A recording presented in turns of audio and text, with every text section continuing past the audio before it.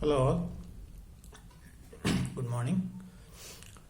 So the topic is machine consciousness. You are all conscious of me, right? You are conscious of my green shirt. You are able to see me. So where is the greenness? Is it on the shirt or in your brains? Let us see how the greenness appears.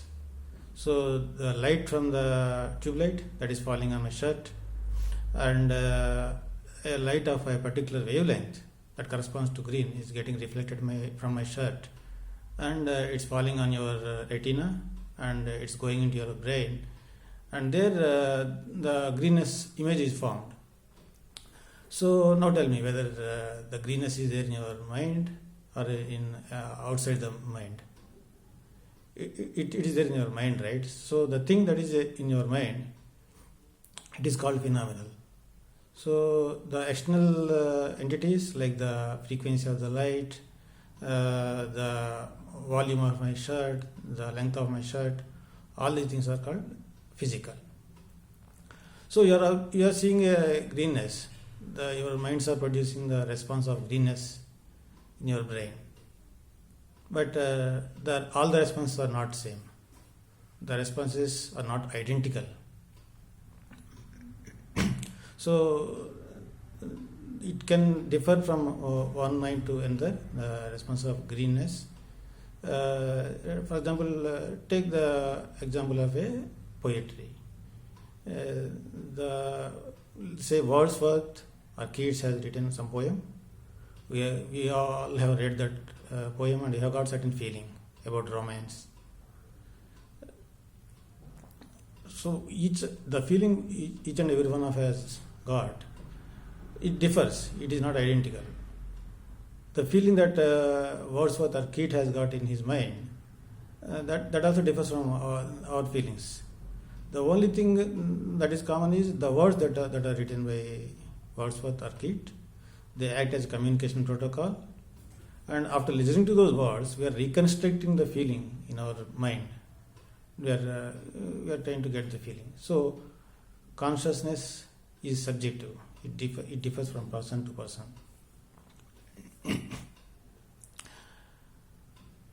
The French philosopher René Descartes, he coined the concept mind-body problem.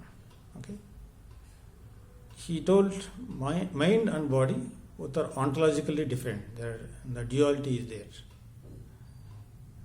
To understand this more clearly, let us look at this example. You are watching a movie, and then you are getting scanned by an MRI machine. So what do you see in the MRI machine? Do you see the movie, which is the basic content of your mind? You don't see the movie, right? So you see the chemical patterns, electrochemical reactions that are going on the brain in the MRI scan. So that clarifies the difference between the mind and body. So what is the definition of consciousness? Consciousness is the attention to the surroundings, to the self, and to the thoughts. So it attends. Attention is the consciousness. There is one more thing called awareness. So what is the difference between awareness and attention? Suppose you are driving a car. You are aware of your destination. The destination you may have to go to a movie hall. But while you are driving, you are not attending to that destination. You are attending to the traffic on the road, the vehicles on the road, how to drive and all that. So that is the difference between awareness and attention. There are various states of mind called coma, sleep, or hypnotic state, meditative state, similarly drugged state. Like that, there are a lot of states, but these states are not relevant to the machine cognition as of now. So according to what we are talking, unconscious means which is out of attention, and conscious is which is there in the attention.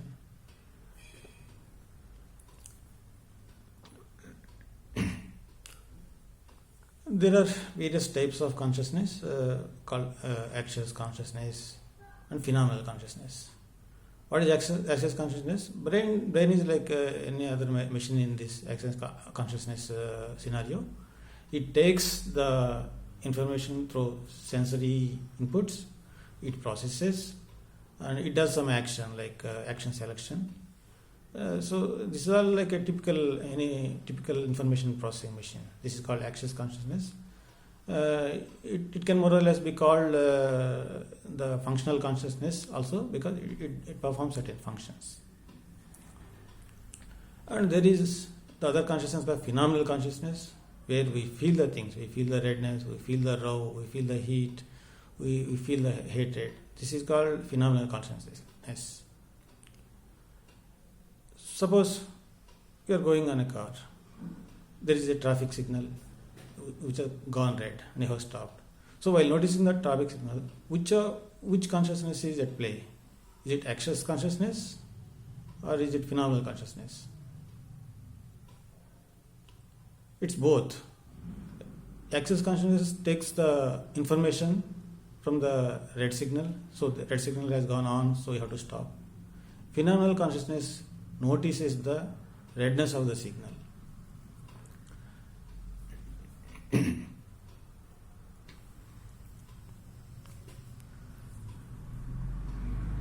There is this David Chalmers who coined this term called hard problem of consciousness while dealing with the emulation of a consciousness in machines.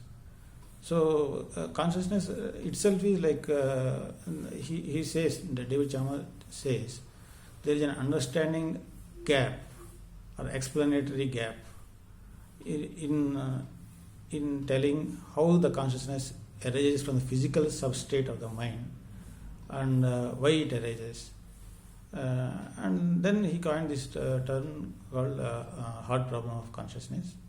He says the access consciousness or functional consciousness can be emulated. That is a soft problem. But the phenomenal consciousness, it is difficult to emulate in a machine. But he feels that phenomenal consciousness, which is experienced by humans, can be emulated in machines, as long as machines have the same structural coherence as the human brain and functional organization. So he postulates that the human consciousness can be emulated in machines through a thought experiment called dancing quailias or fading quailias. He asks us to imagine replacing the neurons one by one with silicon chips. Since both experience and the cognition both go hand in hand in the evolution from the amoeba to maybe dogs to monkeys to man. As the cognition increases, as the thinking power increases, or analytical or information processing capability increases, so does the capability to experience, internal experience. So what Chalmers proposes is it is possible to emulate in machines the human consciousness. Consciousness, as of now, is interdisciplinary. A lot of fields are involved in this.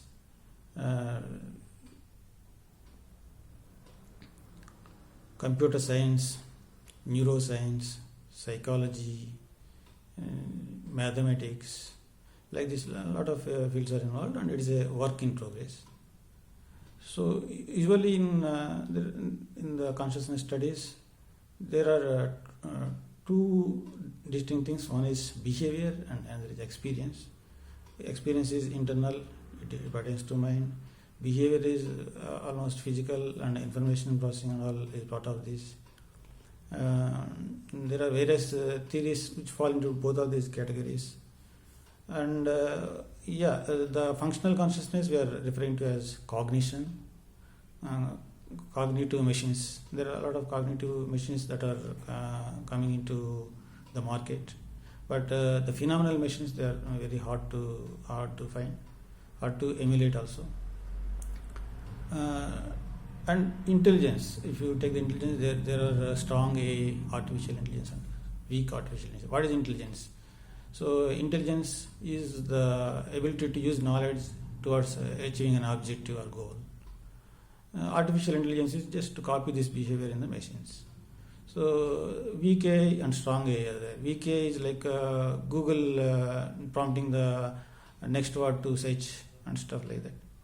And strong AI involves decision making, executive reasoning, and things like that. So the machine cognition and machine consciousness, they fall under the strong AI or artificial general intelligence category. So can we simulate consciousness in machines? I'm not telling can we construct consciousness. Can we simulate? Can you write a software program that simulates the consciousness? Can we simulate black holes in a computer? I mean, you can simulate the black holes, but can the black hole just bend the computer because of the gravity? No, right? We can simulate. We have to simulate the bending also. That means on the screen we have to throw some images. We have to show the bending also. Similarly, consciousness can't be simulated 100%.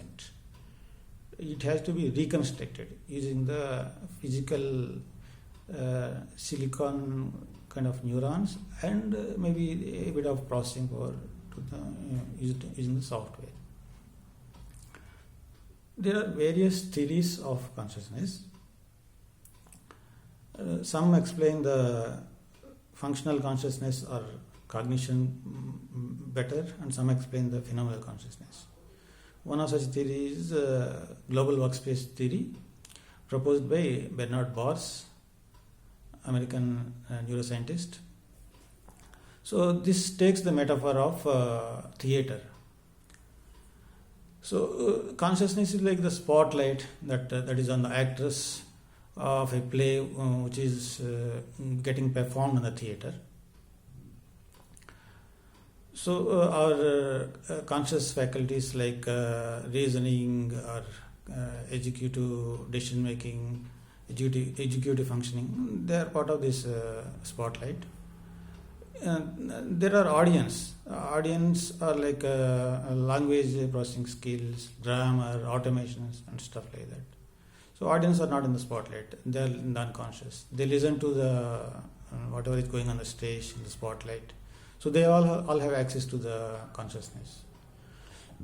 And the background of the stage, there are things like self, various contexts, goal context, intentions, and stuff like that. So whenever they basically they prepare for the play, and they come to the stage and they act like reasoning or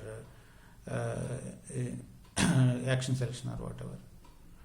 So the inputs to this global workspace is the sensory inputs, and outputs are action selection and stuff like that. So this is basically a functional and state-based model. This applies to cognition. This doesn't involve the phenomenal consciousness as such. The next theory is proposed by the information integration theory. It is proposed by Tononi. So take an example of a good picture, say that of a Mona Lisa in your mobile.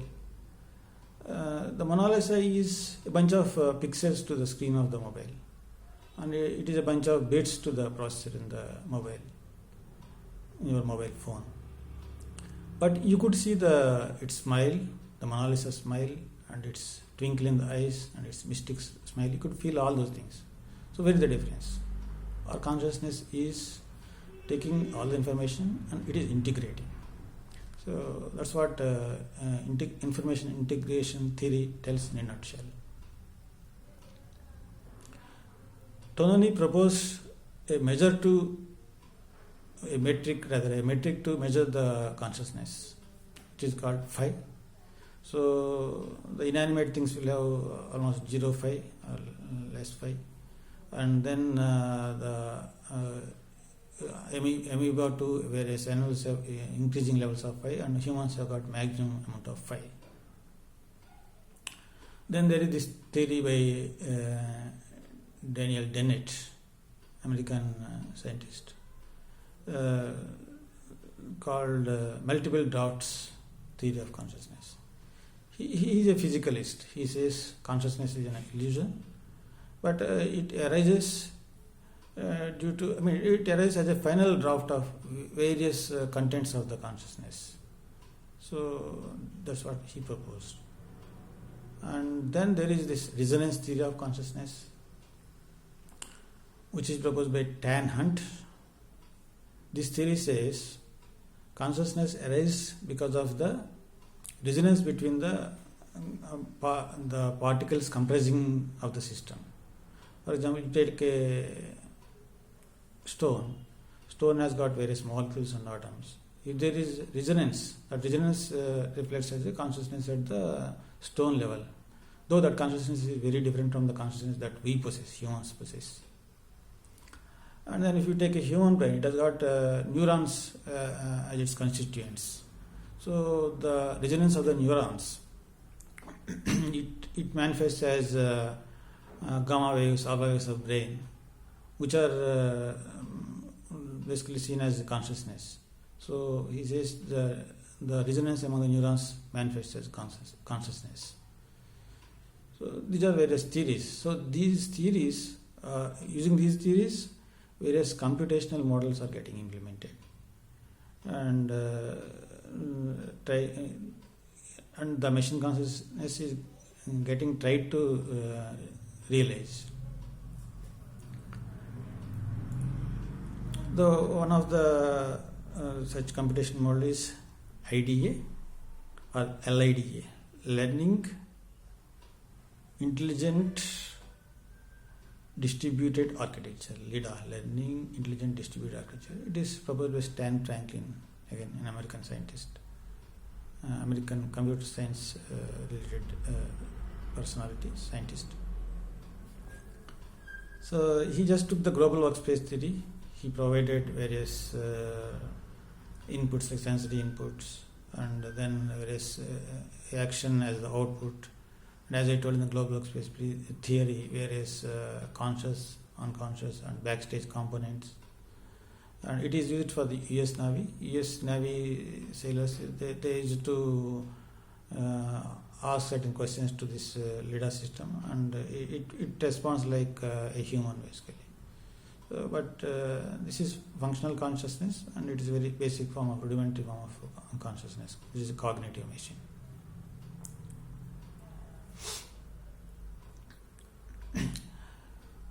Another such framework is, you can say, the Watson machine developed by IBM. It is a question answer machine, and it can participate in various games, chess. It can play chess, it can give football commentary and stuff like that.